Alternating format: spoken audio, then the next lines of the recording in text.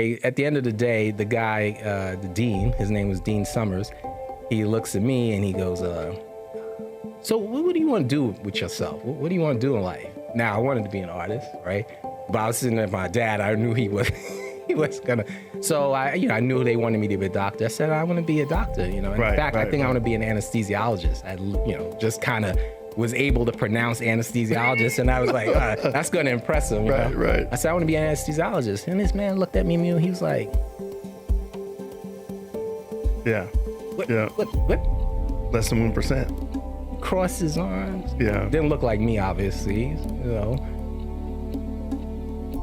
He said, you want to be an anesthesiologist? Wait, you want to be... Do you know how long you have to go to school to be an anesthesiologist? First of all, you have to finish junior high school. Right. A lot of kids in this neighborhood don't finish junior high school. Then you got to go to high school. Wow. Then you got to go to 4 years of college. Then you got to do 4 years of medical school.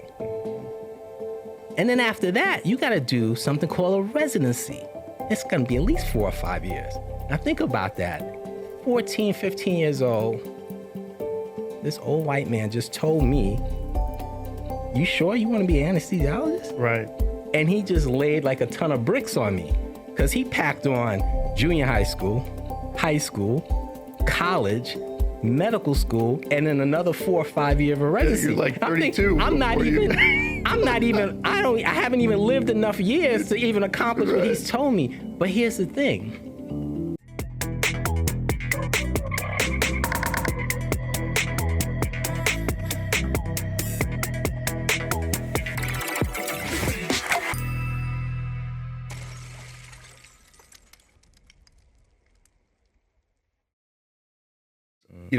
Welcome. Thank you. Thank you so much for coming. I really appreciate you.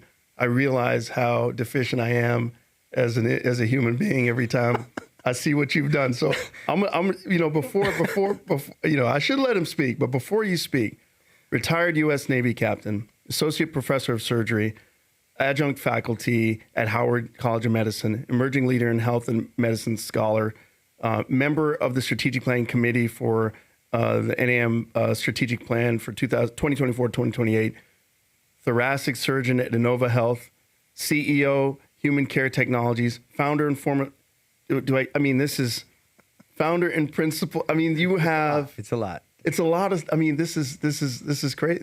You've lived like 4 lifetimes.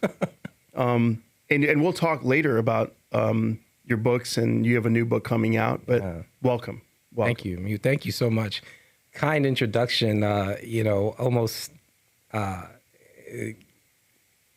unreal, actually, to think about some of the things, hearing your story. And let me stay at the outset. I want to be like you when I grow up.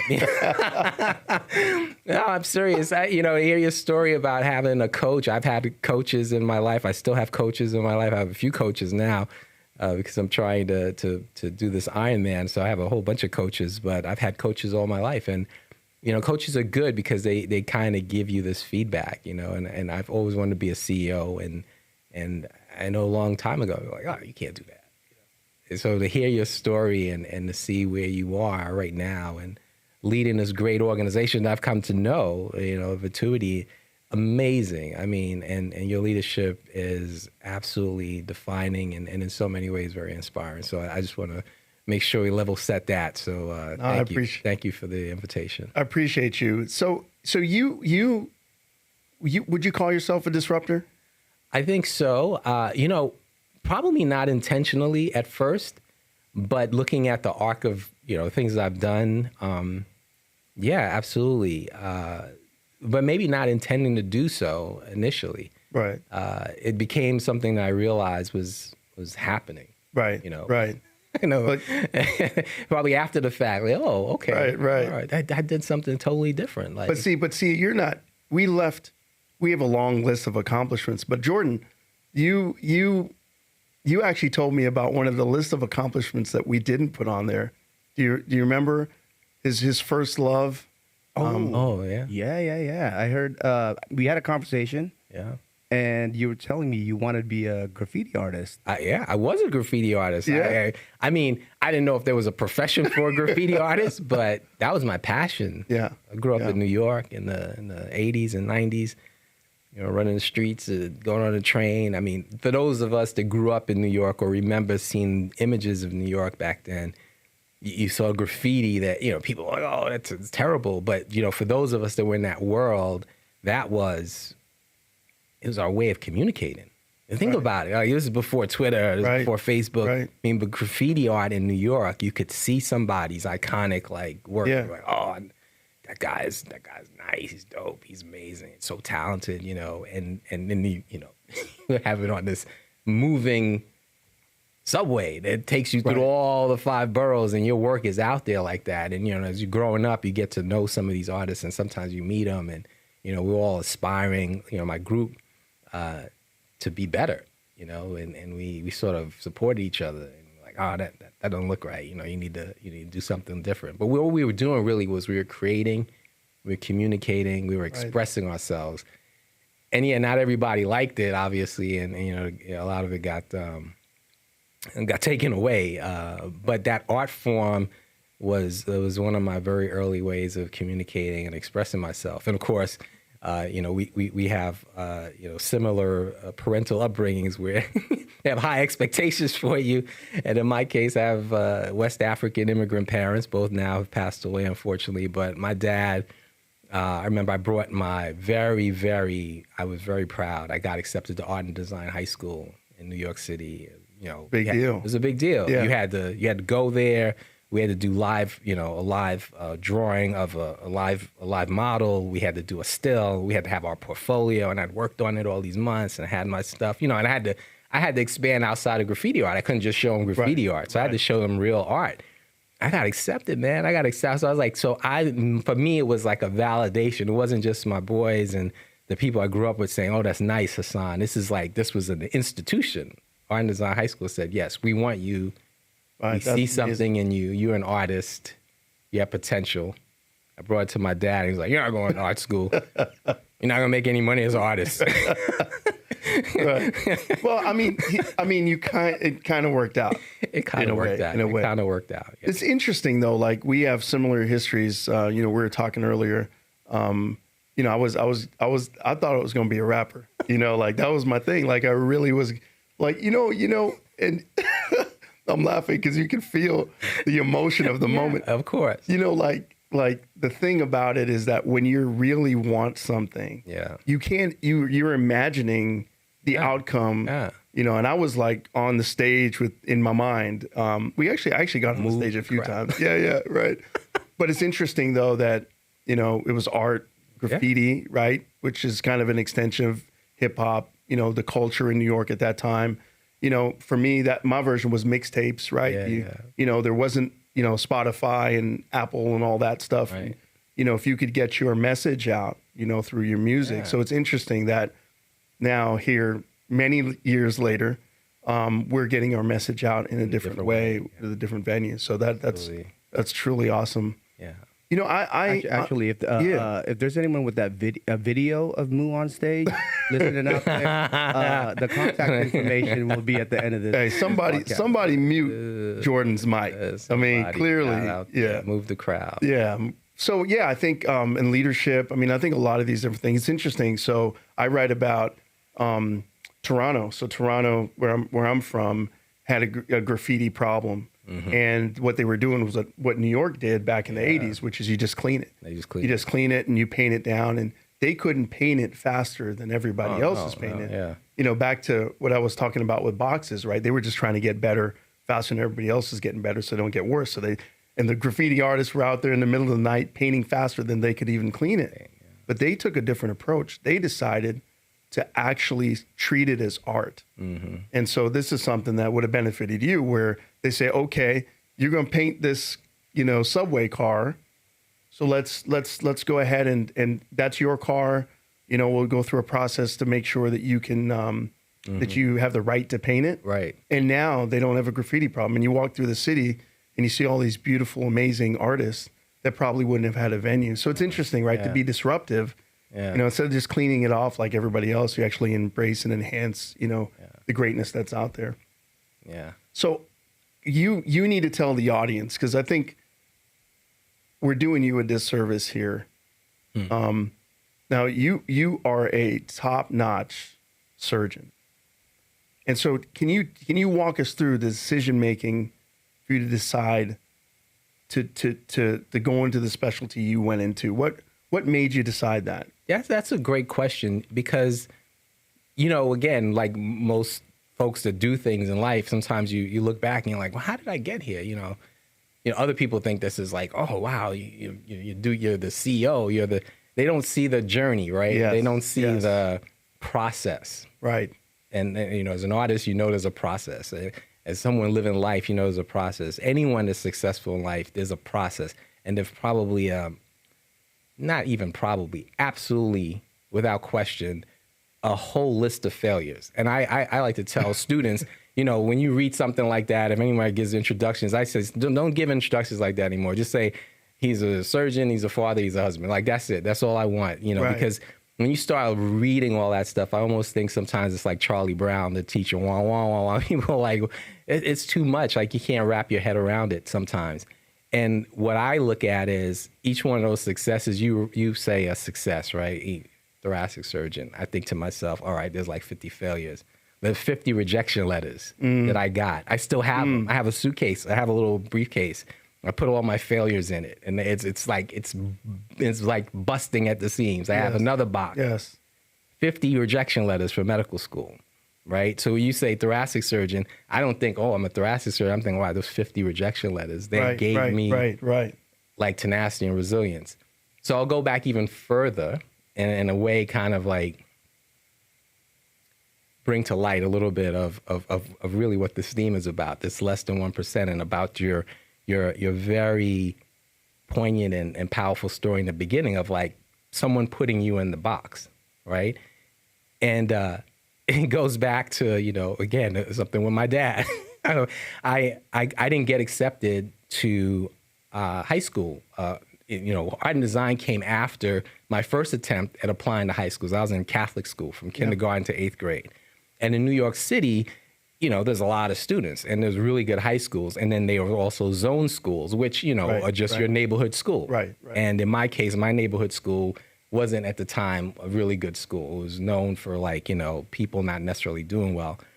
But I was in a Catholic middle school, and the thought was most kids in Catholic middle school are going to go to Catholic high school. My parents couldn't afford to send me to Catholic high school. And so in 8th grade, I applied to the public schools, didn't get accepted to any of them.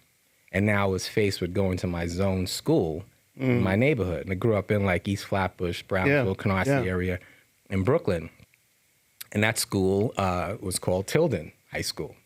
And you know, we used to joke around and say, oh, the high school is called Kilden. No offense to anybody from Tilden, but at the time, that school was not necessarily considered one of the better schools to go to. And I didn't get accepted to the specialized schools. I hadn't even applied to the art school at that time.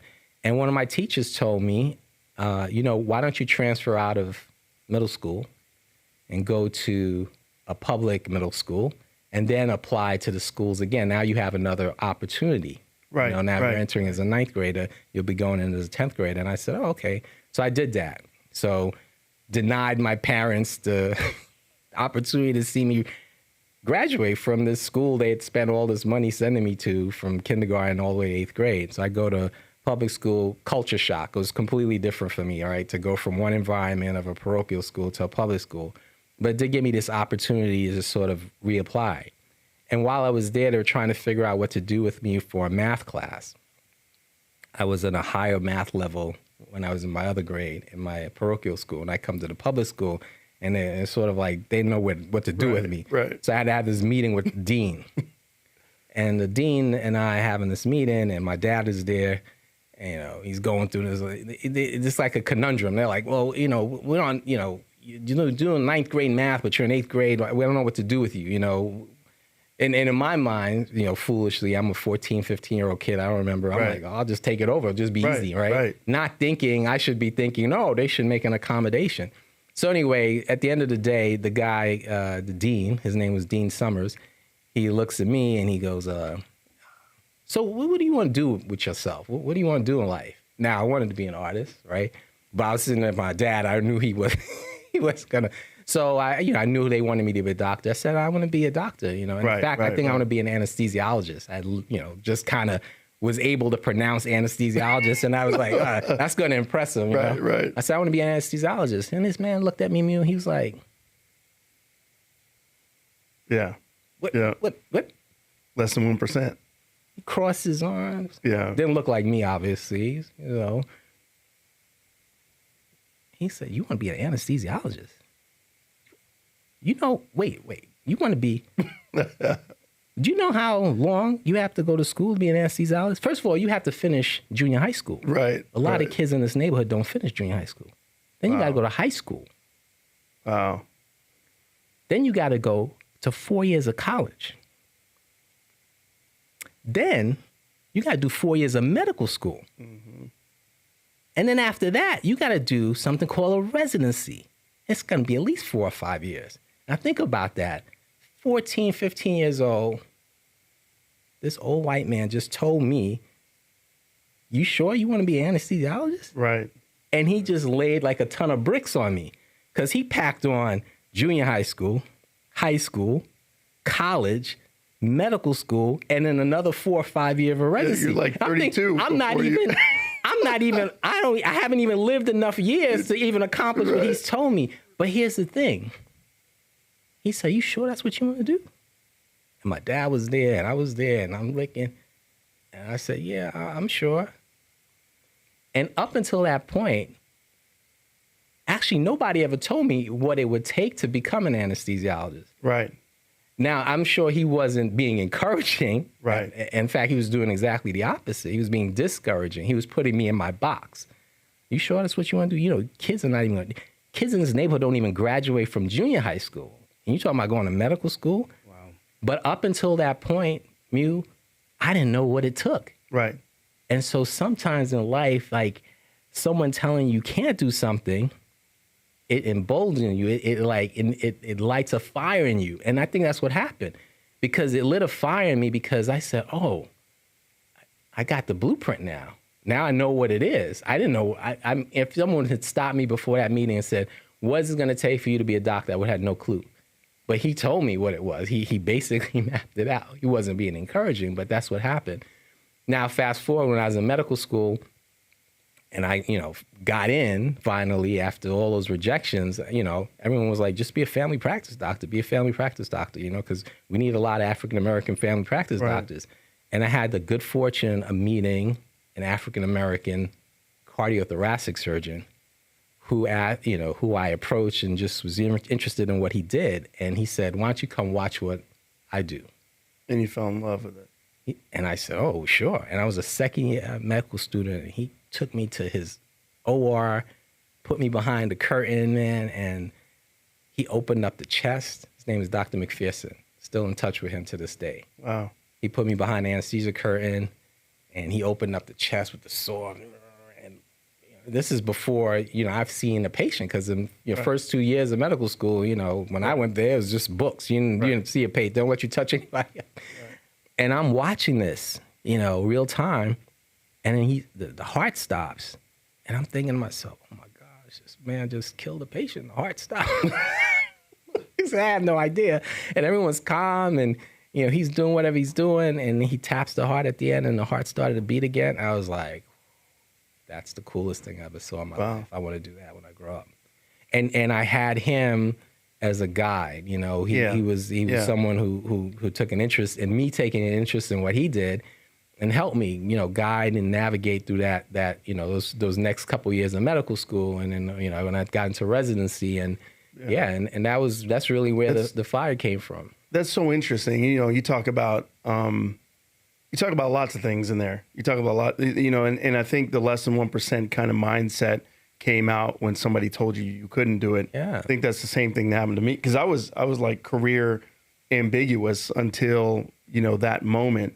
But you pointed out something else, which I think is key that people in the audience need to really think about, know, both when you're trying to do something and when you're trying to help somebody do something. You mentioned, somebody who mentored you. Right. And so I think back to the story about Steph Curry and Coach McKillop. Now here's a kid. You watch Steph Curry now, everybody's like, he's great. Yeah. And Steph, you out there, wasn't like you are great. But I'll tell you what, there's not a lot of people that got the opportunity to take those crazy shots. And Coach McKillop saw something in Steph Curry. Steve Kerr kind of continued that. Let's not forget Mark Jackson, because he doesn't get credit. But I mean, my point here is that you really identified somebody who said, you know what, come on. Yeah. I got you.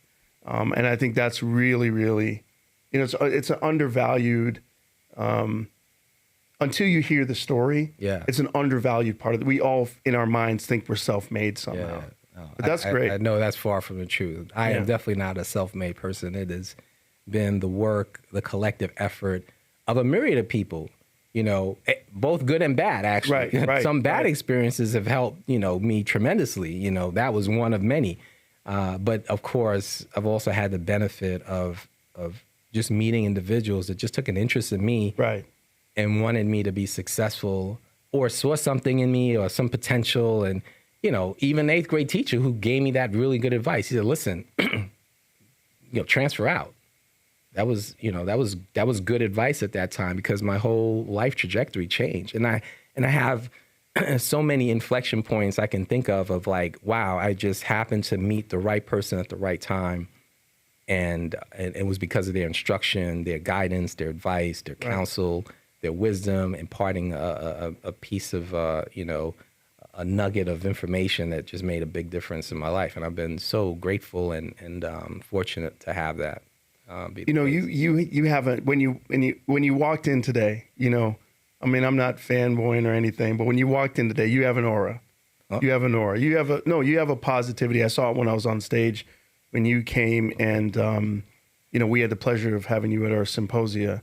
But you have an aura about you. But I am going to call you out a little bit. Okay. I'm going to call you out a little bit. It's because, Jordan, so I think you remember at one of our meetings where you gave an amazing speech. You actually had just finished a marathon. Right. That first one. Yeah. I thought it was a terrible speech. I was so... No. It was fantastic. And I was front row in my T-shirt, as I usually am. And so, told me about that. So I rolled up, to the speaker, because that's what I do.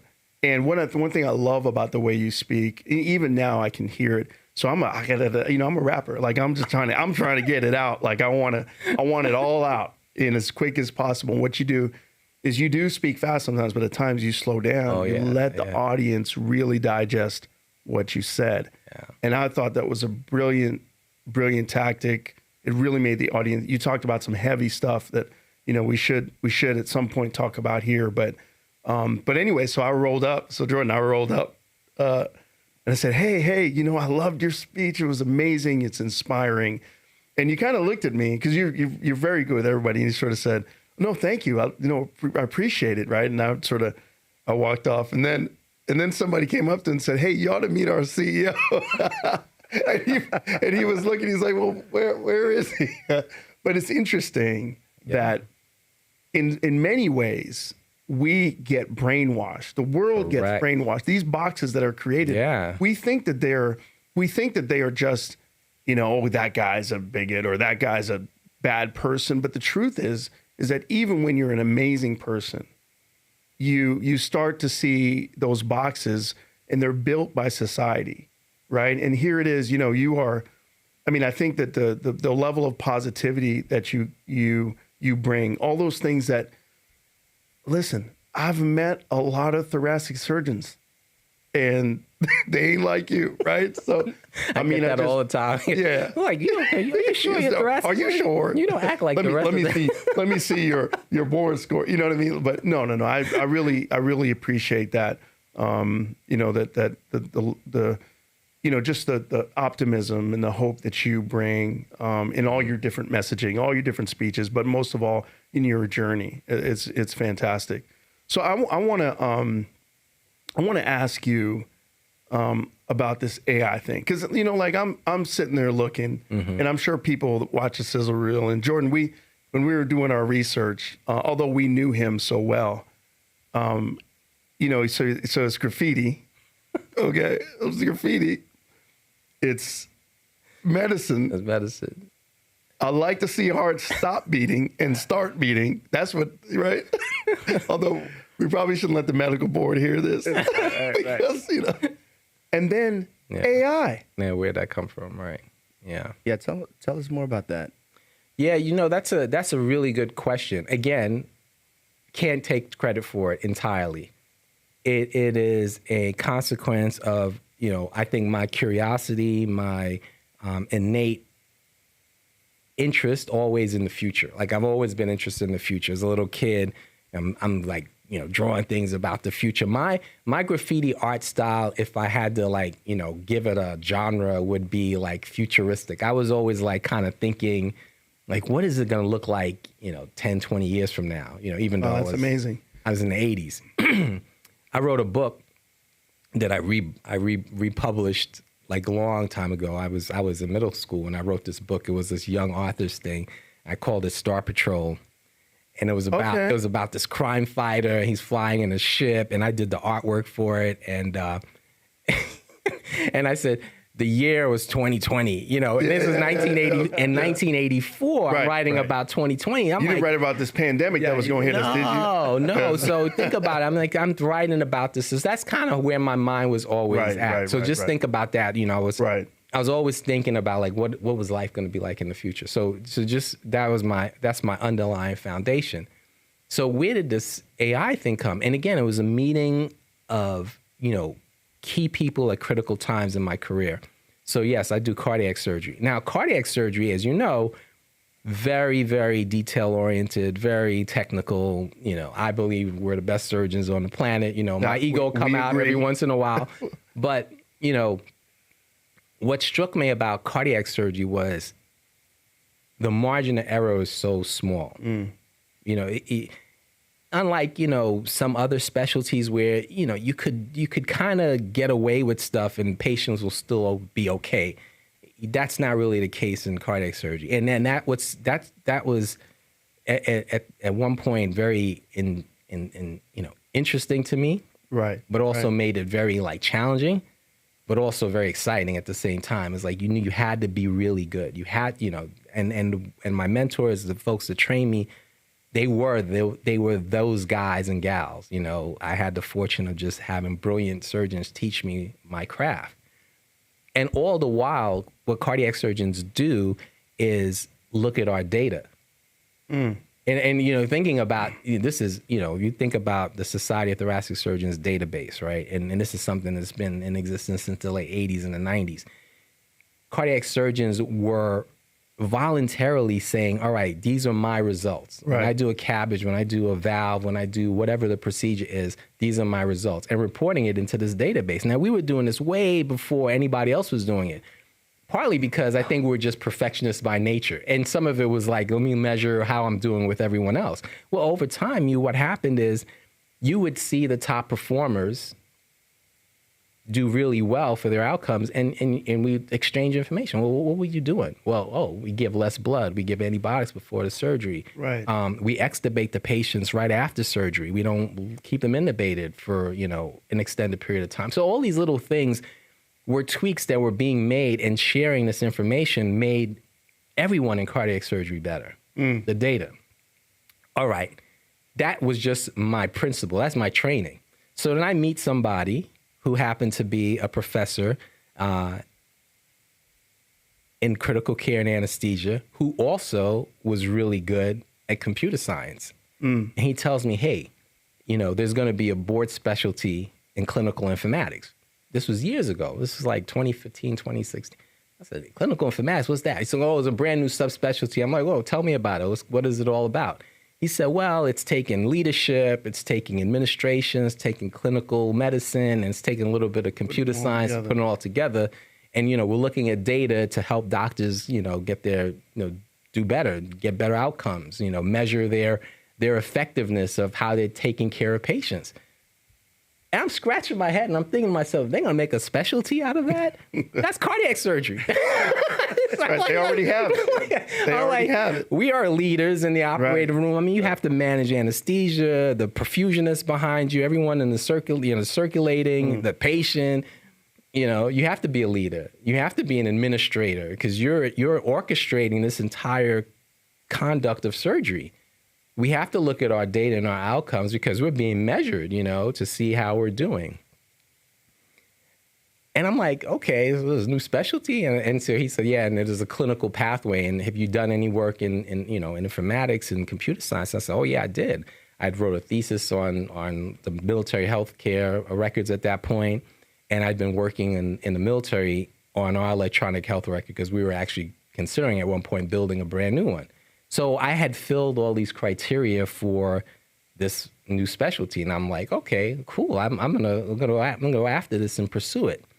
And so I got board certified in clinical informatics. To me, it was an extension of essentially what I had been doing in cardiac surgery. So it wasn't a foreign thing to me. It was, we're taking data to help physicians do their jobs better. We're going to look at this information.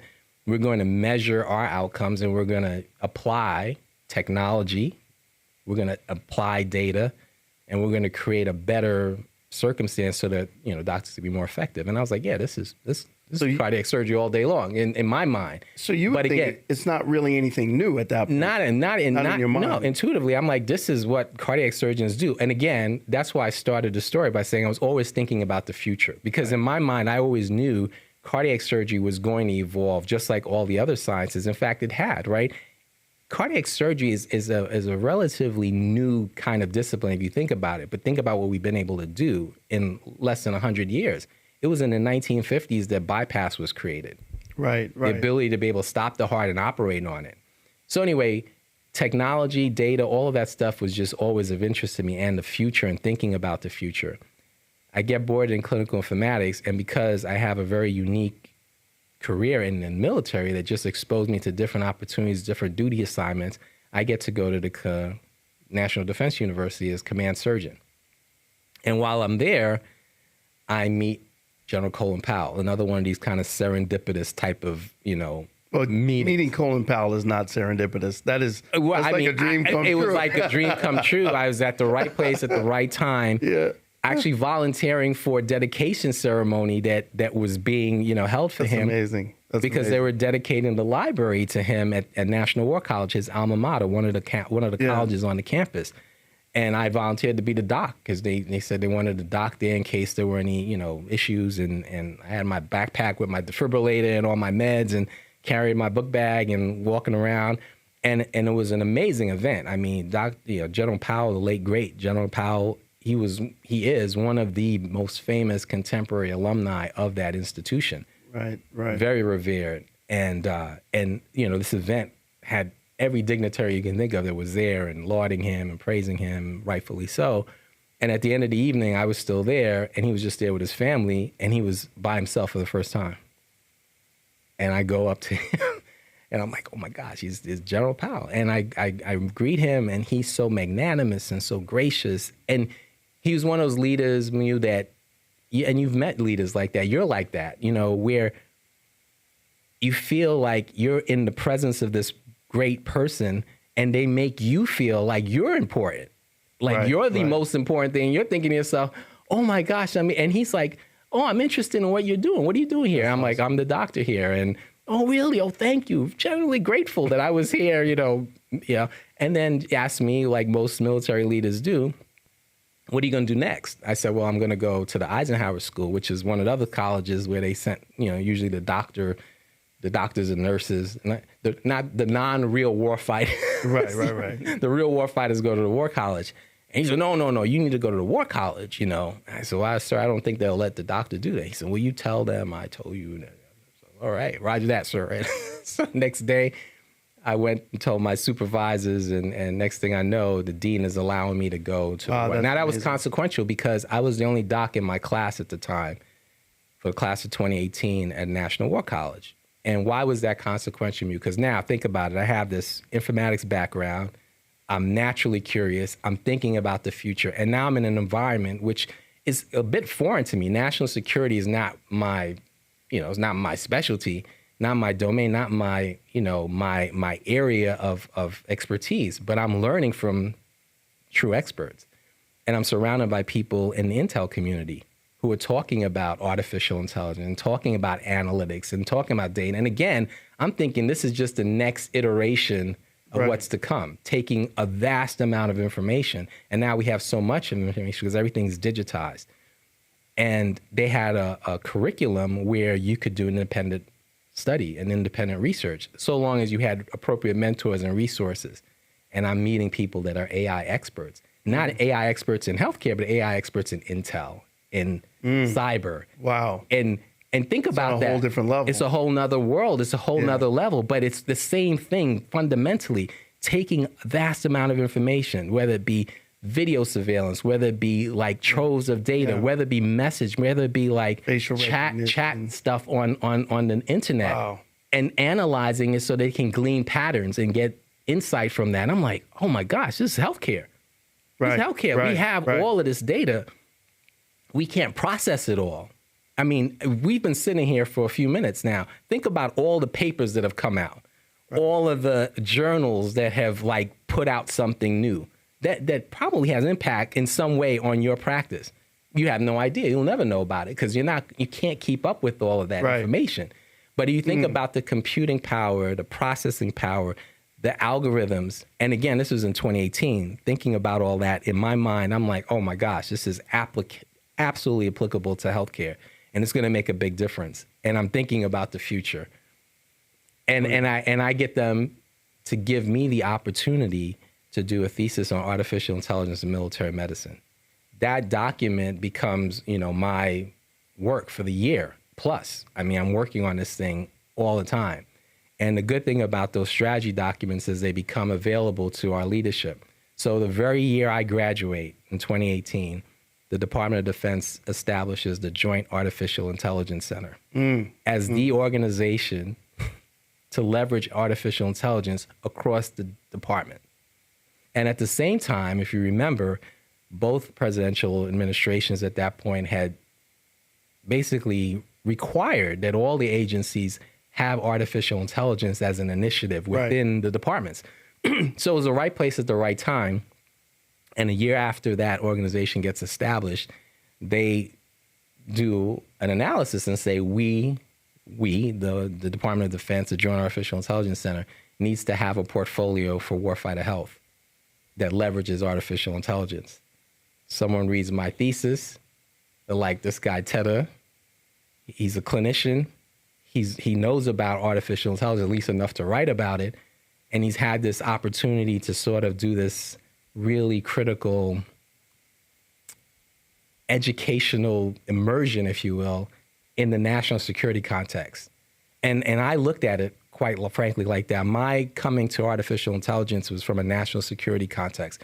If you think about it being a tool, and I do fundamentally believe artificial intelligence is a tool like electricity. It is the general purpose technology of our era. Whoever, and I mean whatever superpower, whatever country manages effectively this great tool of ours, this power, it will impact their ability to be relevant in the future. So this is, it's beyond just like, oh, this is a nice little shiny object. No, it has absolute imperative consequence. And I looked at the health of the nation, the health of our warfighters as a national security imperative. That was my approach to coming to artificial intelligence. And I said, we have to have dominance over this in my mind because it is going to impact health. It's going to impact healthcare. And if we can harness this effectively, then we'll continue to lead as a nation in the world. And that was it. It's the next space race. Yeah, exactly. Yeah. It's like it's the arms race of the 21st century. Right. Yeah, that's. I mean, it's fascinating. I think the one. I have several questions, but the one question that comes to mind when you tell those stories is that I'm still tripping that you literally seem like you've lived multiple lives. Like I'm listening to these stories and I'm thinking, how old are you? I'm thinking, what do I got to get done before 12 noon? Because this guy's already doing 80 other things. So it's just amazing. But so you've pointed out so many different opportunities. You give credit, and I think it's appropriately so, and you're humble, so you're not, taking some of the credit, which is fine.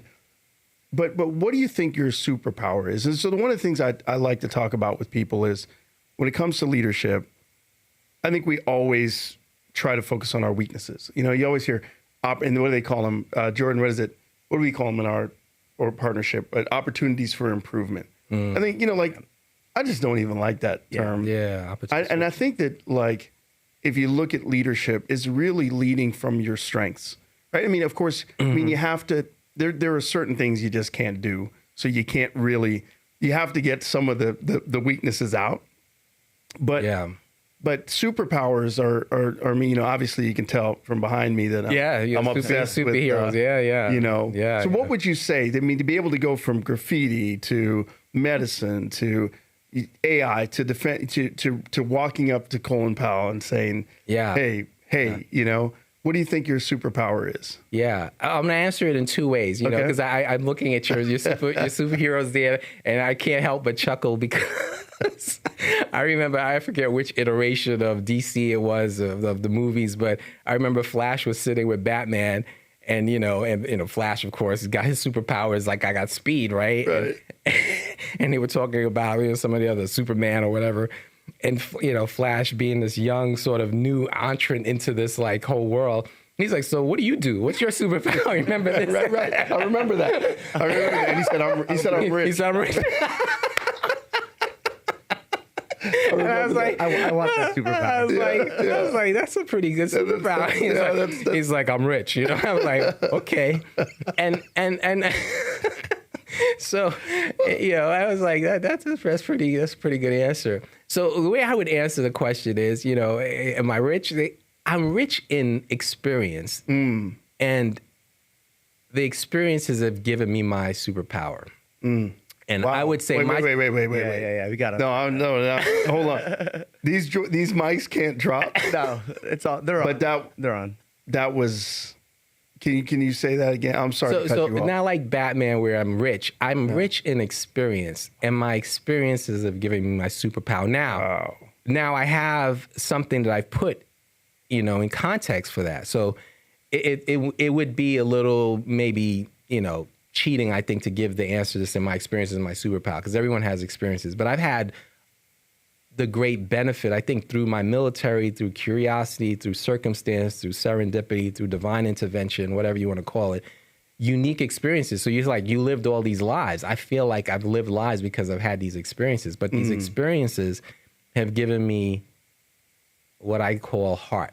Now, and I've thought critically about this, right? Heart. And what does that mean? I'm a heart surgeon, so there's a little pun on that. And the heart for me has a meaning, The first H in heart in me is humility. And that humility, so this is my superpower. My superpower is heart. When I think about, what is it that is Hassan Tetteh's defining superpower, is that he has heart. Yeah, he has a heart, but he likes to care. I believe I do. But his heart, though, it means something in those words. So the H is for humility. The E is for ethereal. I am a very spiritual person. I went to Catholic school, yes, but I meditate. I believe really strongly that my life has been divinely influenced by a higher being. God has impacted me in a tremendous way. Even when I thought this was the worst thing that could ever happen to me, I believe that fundamentally it's because of him that this thing is happening to me, because it's given me an experience that's going to help me in the future. That's why I say my experience is my superpower that's given me heart. Humility, E is for ethereal. The A is for affable. So it's funny that you said I don't look like, or I don't feel like, or I don't exude the aura of a cardiac surgeon, because a lot of cardiac surgeons, I know this is PG rated, they're not nice people. We'll bleep that out. And it's for a lot of reasons. We don't need to go into all of that. Right. But I've always been an affable person. I've had this ability, and it's not something that I try to do. I just respect and believe I can learn something from everyone. So I feel like I'm naturally a nice person to people, probably too nice for my own good. And I've definitely been burned by that. You know, my friends and family tell me that all the time. You're too nice. You can't be like that. But, you know, I've just been like that. And it's served me well in many ways. So the A is for affable. The R is for resilient. I'm very resilient. And my experiences have given me resiliency. So I almost died when I was undergrad. That's another story we can tell. But that coming out of that process of having bacterial meningitis when I was an undergrad, almost dying, I write about it, I've talked about it. That gave me a tremendous amount of perspective on life. I look at life as like, we have, you know, a fixed amount of time on the work in the world.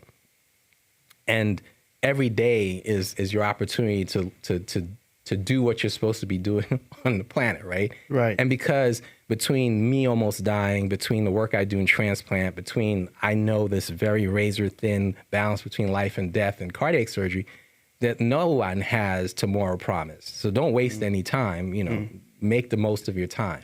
But that resilience comes from a lot of things in my life having happened, and also my experiences. And the T is for tenacity. You know, I'm a tenacious son of a gun, you know, whatever you want to call it. And it's tenacity that's helped me. You know, one of my quotes that I like, I think I've embodied, and I was like, oh, I'm living that before I even heard the quote, was like, you know, sometimes it's not the most talented or the most 100%. Intelligent. It's just the people that just show up and just keep coming and just keep going at it. And I'll keep doing it. Right. You know, it's that Mamba mentality. Yeah, right. I've run a lot of marathons. People are like, oh, wow, you did. I'm like, don't be impressed by me. I'm just a tenacious, stubborn person. You just keep putting one foot in front of the other and just keep going. You know, you could stop, but, you know, you could also keep going. And then, you know, you'll get to the end of the finish line. And that's just served me well. So my superpower, if I sum it up, is my superpower has been my experiences that have given me heart. That's humility, because I've had a lot of failures. Yeah. A lot of failures. Every one of those lines, and I say this all the time, one of those lines of an accomplished, oh, he's a thoracic surgeon. He's got 50 rejection letters from medical school. Oh, he's the CEO of a company. I've like almost bankrupted my family from a lot of failures from you know, my enterprises. I'm ethereal. I just have had a very deep presence of God in my life. It's always been the case. Call it Catholic school, call it being an altar boy, whatever it is, it's just, that's just, you know, my family, it's just been there, you know, and being affable is, I've just found that it works better for me to be nice and maybe to a fault, but I think that's always been a good thing, you know, and I've been able to meet people that I probably wouldn't have had if I had a different kind of disposition.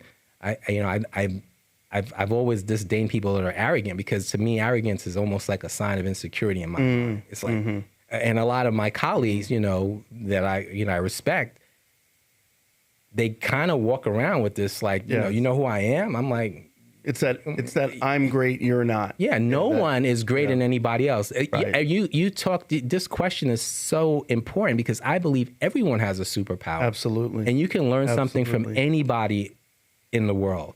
No matter what their station is or what there is that they're doing or not doing, you can learn something from somebody. If you have that curiosity, you have that just knowledge, and you just take that as truth, then you're going to go a lot further in life, in my opinion.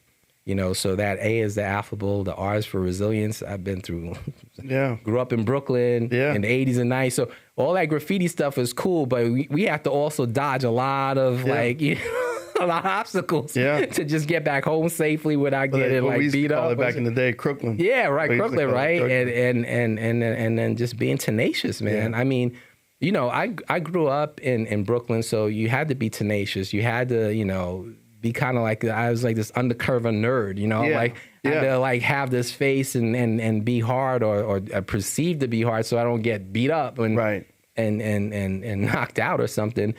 But that tenacity is a very necessary skill for general surgery residency. You know, general surgery residency is not all about your book knowledge. It's like you gotta You got to be, you got to be resilient. You got to be tenacious. Right. I went through general surgery programs when it was pyramidal. We start like with 20 people. We're only graduating 5 chiefs. So you come in first year with 20 people that are smarter than you, probably want it more than you, probably more talented than you, probably have a hookup, and you don't have any of that stuff. Yep. You got to grind, So growing up in Brooklyn was like, all right, this is survival. I just got to survive. And it's every day. I just got to go in there and grind. I got to hustle. So that tenacity, it came there. So that's my superpower. That's great. My experiences in life have given me my superpower, which is heart. That is just, it's brilliant.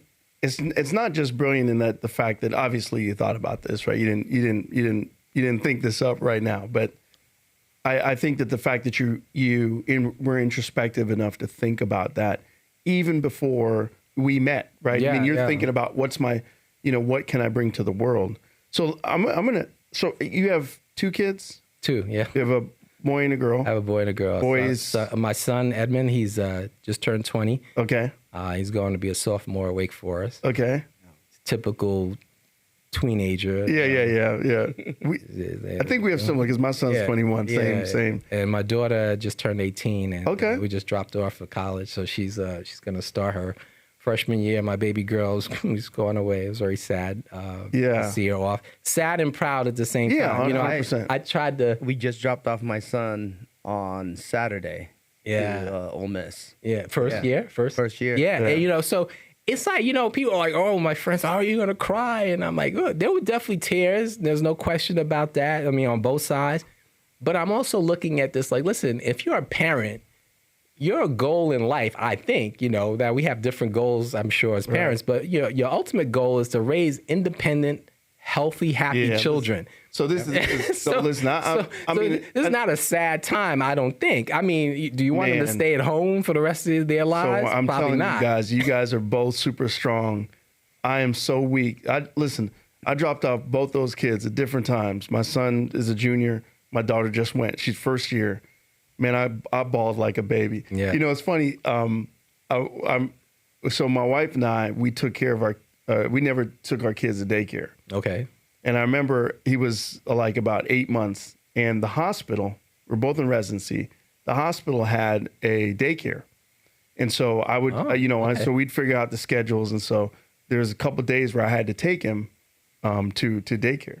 So I took him. He was fine. He was eating a cookie, chilling, hanging out, dropped him off, started walking out the place. I looked back and he was fine. He started playing with some kids, started playing with the worker, the day workers there. And I started crying like a baby. And that cry when Jordan, that cry when you hiccup. Yeah. This is a grown man. I'm in residency. Oh yeah. And I'm literally I can't breathe. You can't breathe. I ran back in. I didn't say anything to anybody. I picked up the kid and I took him back home. So you have to understand, I got issues. Yeah. But so if you're okay with it, we have a little bit of we have to do something different for our podcast. Yeah. And so we want to call your daughter. Okay.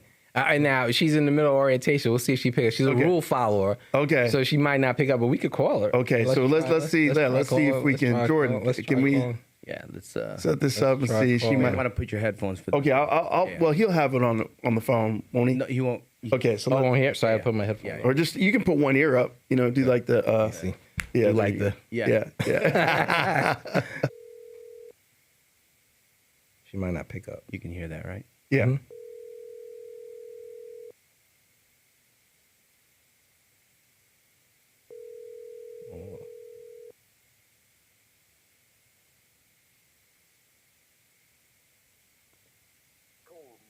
I see it. Did she pick up?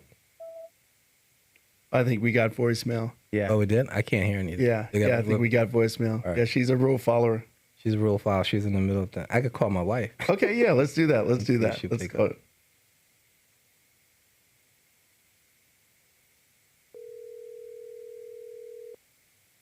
So you must hear I don't hear the phone ring. There you go. I just brought it up. Oh, now I can hear it. Okay. Hello. Hello. Hi. Hi. So I'm everything with okay? no, I know you're at work. I'm in Dallas, as you know.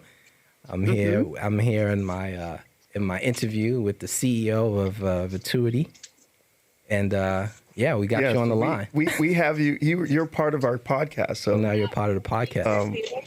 Wow.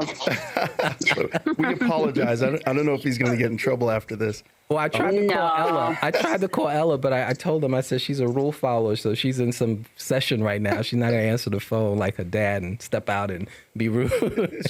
So he doesn't get in trouble when he calls because he rarely calls during the day. So I usually pick up is everything okay? Is there something wrong? So, right. No, well, he's pleasant surprise. He's an amazing man. But we have a question for you. We don't want to take too much of your time, but we have a question for you. What would you say his superpower is? Oh my gosh, his superpower. He's got so many of them. Do you have your red Superman shoes on today? I don't have my red suit. I used to wear red clogs. Yeah. With blue scrubs. His superpower. I mean, on top of everything that he does, I guess his superpower has to be multitasking. He has, on any given day at any given time of the year, at least 10 to 15 projects going on. And he doesn't drop the ball on any of them. Not family, not work, not, just a board that he may be on, meetings. He may be late. That is true. He may be late. But he is going to be a part of everything. Like he can multitask like no one I've ever known. Oh, that's amazing. That's amazing. Yeah. That's amazing. So, and for the record, he's also an amazing gift giver. Wow. Okay. Well, I don't think that's a superpower, but he is an amazing gift giver. Well, you kind of called him out because I did not receive I don't a think gift. I received anything today. I told him I had the gift because of the cold car kerfuffle this morning. I had the bag went back. That's okay. That's all right. Well, we appreciate it. We appreciate your time. He's really a wonderful human being, and appreciate the fact that you're a great. You're a great sport by talking to us on this podcast. Oh, so thank absolutely. You so much. And thank you. He was very excited of going and meeting you. So he is, I'm sure he's really excited to be there today. So we heard all about it. Well, she's heard me say this before because I've told others that, it's because of my family. Yes. Her, my wife, my beautiful wife, my children. They give me, as you probably heard, a very hard place to launch from. Yes. Because of their support, and a soft place to land when things don't go well. And they've always been able to do that for me. That's awesome. Makes it all possible. We try our best. That's awesome. We try our best. All right. Well, we appreciate you. Enjoy yes. I have a health and wellness event starting in good to meet you. 10 minutes. So nice meeting you also. Have a great day. All right. You too.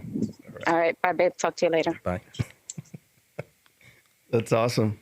So I think if you tell me that that's a first, you'll make my day. That's a first, that she's ever been called and brought on. So that's a first. That's awesome. For sure. That's awesome. Yeah. I mean, my daughter didn't pick up the phone, but that's all right. That's all right. She's in the middle of orientation right now, so we understand. Yeah. So, couple other things. So, I think I do want to talk a little, kind of change gears a little bit. You talked before about. I wanted to say, because I think we missed out on that opportunity to say, thank you for your service. I mean, the one thing that's interesting, we have similar backgrounds in respect to, being immigrant kids and, the pressures. Yeah. Right. Malcolm Gladwell, writes about the sort of the immigrant mentality and the fact that a lot of those kids end up, seeing success in professional school, whether it's doctor, lawyer, whatever. But I think that the one thing I would say is that I see in you a lot of the hopes and dreams of a lot of people that are going to be listening to this. And the thing is that no matter how much we think we've accomplished, there's always that next thing and that next step. And I think that from your story, every step of the way, and there's different. You talked about how they're. Thoracic to AI, even thoracic to cardiac, right? I mean, I think there's probably a piece in there that for the medical nerds. Sure, yeah, transplant. I mean, I chose transplant. Yes. Again, was a futuristic thing in my mind because I'm operating from the time I wanted to go into cardiac surgery as a second year general surgery residency, right? So think about that. I had another 3 years to go. Right. And then I spent 2 years as a general surgeon. And then I started a 3-year fellowship in cardiac surgery. Cardiac surgery was completely different in all those years evolving. Yes. And I'm like, man, these cardiologists are doing all the stenting. I don't think they're going to cabbages left. Right. It's only a matter of time before we start doing valves through percutaneous thing. So I'm like, well, transplant. There's a future in transplant because I don't think cardiologists can do that. They can't take the heart out of these. So that's why I gravitated toward transplant. That was my again, it was just curiosity, always thinking future, like what's next, and I always share with my colleagues, like, you can't be complacent. And you and I know, unfortunately, we have colleagues that I know for a fact have graduated med school, have not cracked the textbook since they left. Right. And they leave this body of corpus of knowledge that they learned in their residency, and that's it. And whatever they learn in their practice, but they don't ever expand or relearn something. I've gone back to school so many times. I've just always thinking about, like, what is the new thing to learn, because I believe that you have to do that to stay relevant, to still have an impact. And you're disrupting yourself, right? Which you talked about earlier. Instead of just trying to, you can try to be the best you can be and be better than everybody else, but you also can try to be different. And your pivots have really created, like you said, that experiences that have led to that heart. But where do I get, I'm trying to, on the podcast, write down. So this heart acronym, where can I get that? Where have you written about that? I don't think I've written about it. Well, you need to write about it. Yeah, I probably do need to write about it. We can write about it. Yeah. It's in my mind. Like, I think, like, okay, this has been the experiences that have given me, heart, it's like the heart. Yeah. But I think that it's applicable. As you went through that list, to me, I can take pieces of it and apply to my own life. You said resilience, which I think is a great word, but there's also another word, that's sort of en vogue, which is anti-fragile. Yeah. Which, resilience kind of means that you've gotten through things. But what I hear from you is you haven't just gotten through them. They've actually made you better. Oh, yeah. Which is actually... They've made me better. Now, at the time... You didn't know that. No. Yeah. And at the time, you're going through it, you're like, this sucks. Yeah. I mean, this sucks. This is painful. This is, another rejection letter. I'm not going to make it. I'm not going to get it. But you guys, like, I might... I'm not gonna, what do I do all this for? But it's going through that. Again, I think that's also, I think it's all connected. This is why I say everything is connected. These experiences. Artists, I think the greatest artists, if you look at their 100%. I mean, whatever genre, music, dance, 100%, rap, they've gone through some pain. Have to. Like, you can't manifest true art unless you've gone through some stuff. You got 100. You've had to go through some stuff. Yes. To really come out with the art that, like, gives you chills, that moves you to your core. Yes. And that's the resilience. Like, that is it's the gift of that resilience. The gift of that art comes from coming through that fire, from going through that storm, from navigating that place of pain. So, I think it's the human condition just manifests. It's just like that resilience comes from, I'm gonna get through this. I'm gonna keep going, and I'm gonna learn something from this experience, and I'm gonna share it and share with the world what I learned from it. Yeah, and that could be the birth of something great.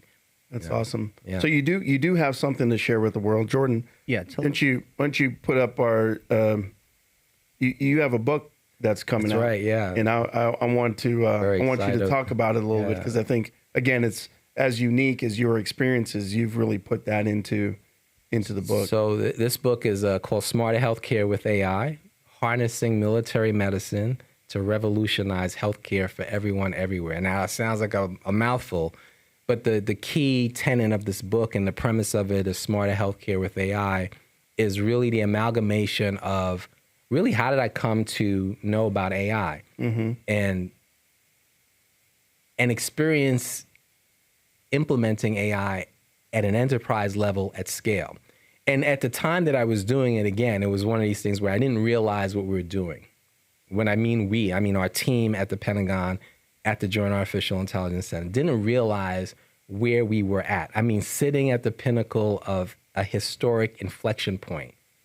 Because AI has been around since the 50s. You know, Right, they right. described this back at the Dartmouth meeting. Right. It was like, oh yeah, AI, artificial intelligence. You hear computer scientists talking about, yeah, but things have changed right now because there has been this connection of what I call super forces, you know, where you have compute power, you have talent, you have investment, you have data, Right. right? And you have people. And you probably have the mindset. And you have the mindset, right? Yeah. And at the same, there's never been a time in history since the beginning of this like sort of coining of the term of artificial intelligence where you've had this connection, this nexus, if you will, of all of these things converging at the same time that like gives it a power that is unmatched, unparalleled, where you can really realistically say without question, we are at a moment in time right now where this will be a defining moment for humankind. Wow. Just like whatever great invention, you know, I Right. used to have this exercise. Tell me the 10 greatest life-changing, societal, humankind changing inventions in the world. The wheel, fire, you know, people come a steam engine, the printing press, like all of these things. And you're like, oh, you know, we're here with artificial intelligence. And it is the general purpose technology of our time right now. And its impact and implications in healthcare are vast. And what I share in the book is my experience of implementing, developing, deploying, and scaling the AI that we did in our shop, in the Joint Artificial Intelligence Center, but tell the stories about how those all came about. And something that's very unique and what I'm very excited about in this book, and it also took me the longest to write of all the books I've written, is that there are a lot of voices that I brought into the book that are Right. not my own. They're my colleagues, my teammates, my mentors, people that were with me on this journey, and they're sharing their perspectives. And I'm putting those together That's in a awesome. way that sort of give a lot of color and a lot of texture to this time that we're living in, and ideally paint a picture for what's to come.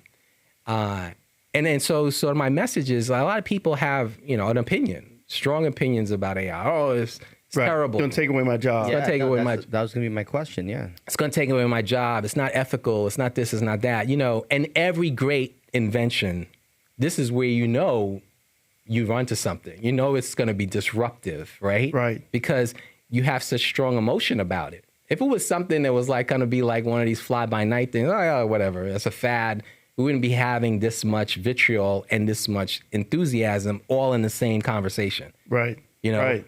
and the thing is that I tell my healthcare colleagues is something, again, I've just learned from experience. It's like, this is not one of those moments where you want to be the ostrich with your head in the sand.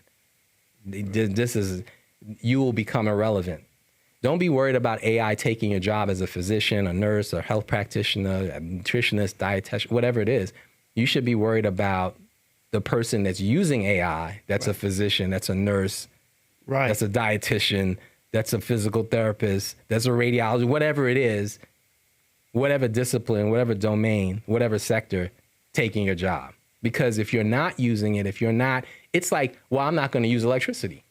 like that sounds crazy right now to say that, right? But there was a time, time when we were moving from gas lamps to electricity where people were like, oh, this electricity is a fad. Right. like, Right. I'm going to stick with my gas lamp and my candles. It's like, really? You know, it sounds laughable now, Right. but this is where we're at with AI. That's a and I great- don't think people have really appreciated fully. And the only reason I think I have this perspective is because of this experience that I've had literally over the last 5 years of the last 25 years of my career, and almost decade of kind of being introduced to this clinical informatics specialty and then sort of entering into this world. And this is what the book is. It's an amalgamation of that experience and also painting a picture of what I hope is a bright light of how to look at this That's awesome. new technology. It's a tool, but our humanity will still persevere. It'll still be what makes us human. I mean, we've come through all of these big we survived with the wheel. We created a whole nother world with all of these things, but we survived. Our humanity stayed intact. And what I try to do is paint a picture and a roadmap for how that can be accomplished in healthcare, and ideally get us to an even better place where we can address inequitable healthcare. We can address diversity. It's an opportunity for us, I think, to really make things a lot better. Much the same way that, our great advances have made humankind better for a lot of people. So I'm excited about it. So people can, it comes out when? It comes out November 14th. Okay. And all the platforms? Published through Forbes. Yep, all the platforms. I have a podcast that, of Smarter Healthcare with AI. We'll have to get you on. Yeah. We'll talk about Vituity's great work and the things that you guys are doing to leverage this, incredible technology. But yeah, it comes out November 14th. That's awesome. Very excited. I had very, very great early feedback from, a myriad of mentors and folks in the military, great leaders in healthcare that have endorsed it and just, gave me a lot of love and support. So I'm really excited. And they read the chapters that are, in my opinion, not the best chapters. So for them to be so enthusiastic about the endorsement, it gives me great excitement that, hopefully it'll be well received. That's so awesome. It's such a pleasure to have you here. Such a pleasure to talk to you. I know we're running out of time, but I do want to, just thank you. I mean, and we have a greater relationship than for those out there listening and watching the podcast. You came out and spoke at a lot of the Vituity events and so well received, and to tell your story, which some other time we'll have you back to talk about more about your story, because there's a whole lot more we didn't get to today. But if there's, just in, as we're going out here, if there's one thing that you want to leave the audience with, what would you leave them with today? Yeah, that's a good question. Well, first of all, let me thank you and Vituity for the invitation, and I want to say creating a culture and an environment in Vituity that, we were talking a little bit about this before. The very first time I interacted with the organization, I was delivering a keynote, and I met so many people, and they were all positive, and they were like passionate about, being doctors and being healthcare providers. And I was like, oh, this is interesting. They must have got all of the people that are really enthusiastic to talk to the speaker that was there, so he'd have an impression. And so we'll see what happens next time. So I went to the next meet, different state, different area, different geography, different group of people, same, sort of like expression of like, oh my gosh, this is the greatest place to work. We have such passion, we have such purpose. The culture is amazing. Like, wait a minute, this is very interesting, because in healthcare, for those of us working in healthcare now, it has been a rough few years. Yes, definitely. It has been a rough few years, a rough few decades, actually. Burnout, people leaving the profession, not happy. And, patients are impacted. This is a way of answering your question. Patients are impacted, lives are impacted, all of those things. Then I went to, Detroit, and I was like, all right, now I'm not on the West Coast anymore. Maybe it's a West Coast thing, because, people on the West Coast are generally very happy anyway. You come to the East Coast, people a little bit... Not as happy, maybe. There's a little bit different culture. But I said Detroit, it's going to be some real, gritty. They're going to give me the truth. If there's again, magically everyone was happy and just so passionate about the work, really feeling like their lives and their work and what they did every day made a difference and had purpose. And, I can attribute that to everyone in the organization for sure, but it has to come from the leadership and you and your team and what you've done. You guys need to have this entire organization shouted from the rooftops, because what you have in terms of a culture, an organization, and people that are making a difference in the lives of so many people is amazing. And then to do it with passion, purpose, and with joy, that to me is incredible. So what I want to leave you with, I appreciate that. What I want to leave you with is that work that you guys are doing to empower physicians, care providers, to be passionate, to be joyful, to to be happy about what they're doing, that's incredible work, right? I think what I like to leave people with is to find something that makes you happy and that you're passionate about doing. Because if you are really emotionally enthusiastic and joyful about what you're doing, that work is going to be, it's going to be huge. It's going to be so impactful, and it's going to make such a difference in people's lives. You're going to manifest greatness in others because you're bringing a joy to your work. You're not just doing it because, I'm getting a paycheck and something I got to do, and I can't do something else, so I'm doing this. I mean, and so that culture, that environment you've created here is really magical. So I would say keep doing what you're doing. And what I would share with the group is find a place like Vituity to work at, or some place where you can bring your passion and your joy and your spirit to your work. Because when you do that, you're going to be rewarded in so many ways. I'll end with this. So this is really cool. I shared this with you just before we got to sit down. So on Saturday, I had a busy weekend moving my daughter to college and all that. But on Saturday, for the first time, I went to something I'd never been to in my life, which was a 100th birthday party. Wow. I've never been. I mean, I've seen it on TV. Oh, it's a centurion. Somebody's 100. But I went to a 100th birthday party, and I know this person. I know this person well. She's one of my dear patients. I operated on this woman when she was 88 years old, open heart surgery. And I remember meeting this woman, and this is what I mean about being passionate, being joyful about what you do. I was not on call.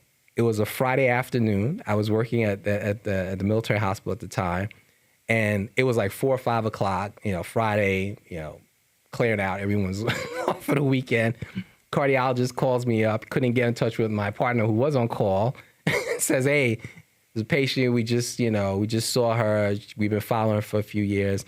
She's, I'm not violating any HIPAA or anything like that. I wrote about her already in my book, and she knows about this. And said, hey, can you just go see her? She's probably not a good surgical candidate, but we've kind of exhausted everything medically for her." I'm like, oh. I'm like, 5 o'clock. Like, all right, I'll go see her. And in my mind, I'm walking to the patient's room. I already have my speech rehearsed in my mind. Right. Well, nice to meet you. Maybe you may just keep taking the meds, try to take it easy. Just, you'll be okay. We've lived a long life. 88 years. I get to a room, and this woman snaps up, comes and greets me before I even get through the threshold of the door. Her daughter's sitting there laughing, shaking her head. And she's like, "Are you going to be my surgeon? You going to operate on me?" And I'm like, whoa, I'm like, slow down. Like, let's have a conversation about what's going to.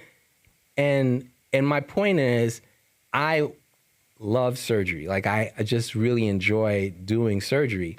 And I had this great opportunity to do something for a patient, that made a big difference in her life. And that joy was reciprocated because here she is, getting through that case. And in my mind, I'm like, wow, this is a high-risk case, 88 years old. But we got through it. She did well. And I told her, I'm going to write about you, in one of my books. And she was like, great. And she was there for my book signing. Wow. And now fast forward years later, her daughter and her family invite me to our 100th birthday party. Wow, And so, yeah, what I want to leave you with is find something that you really love doing and do it to the fullest and bring your passion and bring your joy to it. And whatever that is, you're going to be great at it, and you're going to make a difference in people's lives that is just going to be, incalculable, immeasurable. You're not going to be able to measure it. And for you, for what you do and all the millions of patients' lives that you and your team have impacted, I just say bravo. So yeah, no, we appreciate you. That's so true, right? As you're saying it, I've told people that before, but as you're saying it, I'm even finding my purpose, like thinking about it more, being more introspective. And I think that we appreciate you, appreciate the time you spent with us here today.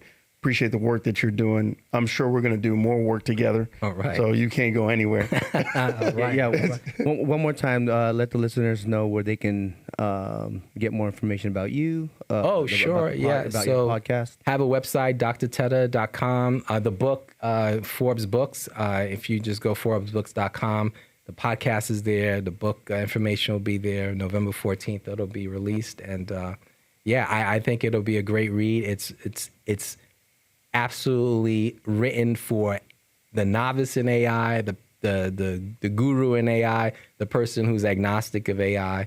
But it really, I believe, gives a true to life picture of how one should look at and appreciate this great technology of our era, but also understand that at the end of the day, humans are still going to do what we do. That's awesome. And that's going to be making a difference in people's lives. Yeah.